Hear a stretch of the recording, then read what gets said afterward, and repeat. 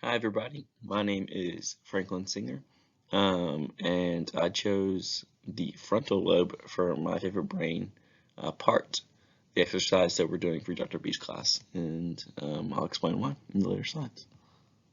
So, first off, the frontal lobe is the largest of the four major lobes of the brain of mammals, and these are just some of the basics of the frontal lobe, and it is located at the front of each hemisphere. It is separated from the parietal lobe by the groove between tissues called the central sulcus, and from the temporal lobe by a deeper groove called the lateral sulcus. The most interior rounded part of the frontal lobe is known as the frontal pole, one of the three poles of the cerebellum, or cerebrum. Excuse me. All right, some controls of the of this part of the brain, the frontal portion. Functions of the frontal lobe include reasoning, planning, organizing thoughts, behavioral and sexual urges, emotions, problem solving, judging, organizational parts of speech, and motor skills, movement. This is what really interests me, is that the frontal portion of the brain, the frontal lobe, it controls so much, and the list I just rattled off is not even like half of the stuff that it can control.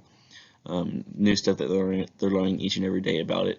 It is truly like a crucial part of the brain as far as like organizing thoughts, behavior, and emotion, and putting that emotion, the actual feelings, into actions, which I find really interesting.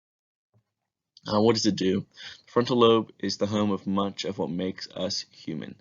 It plays a role in everything from movements to intelligence. It helps us anticipate consequences of our actions. So, like, if you were like, I don't know, like everyone knows when they were younger, like, if you had siblings or anything, and you like punched your little brother or whatever, and you knew that the consequences were coming, that was your frontal lobe at work.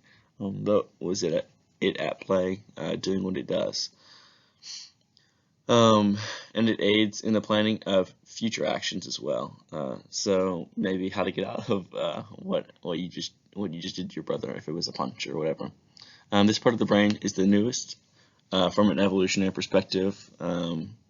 It is one of the last areas to kind of like grow for us, and it's the area that makes us us compared to other animals. So it was the most recent part to evolve. And is the last to develop in our brain.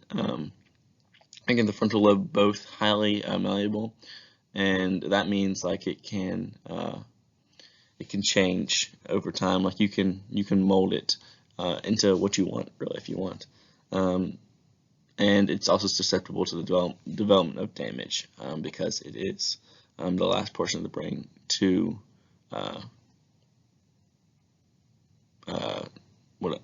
function in your body. The aging frontal lobe, this is just some of the stuff that goes along with what happens when you get older, or how it can get injured.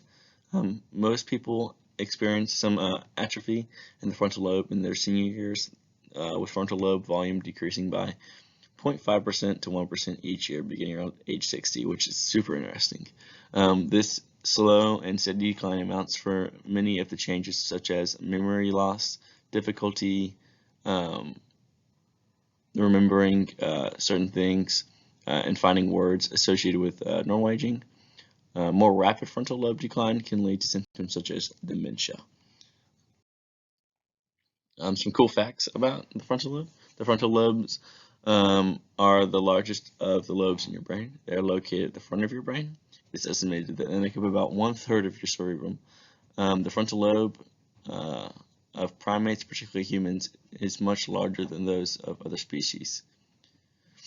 You might say the frontal lobe is the most important area for our various human skills, such as reasoning, language, and the frontal lobes are extensively connected with nerve endings, as well as, but it's also an area that damage to the frontal lobes may cause a ripple effect to other parts of the brain. So if you hurt your frontal lobe, it could go anywhere in the brain.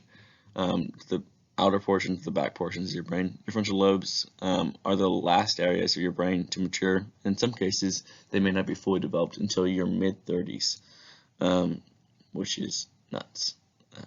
But that leaves it highly susceptible to damage as well, which is interesting because in football and in contact sports, that's the part that you really lead with. So I think that's a lot of what has to do with concussions and CTE. But yeah, those are just some cool facts about it.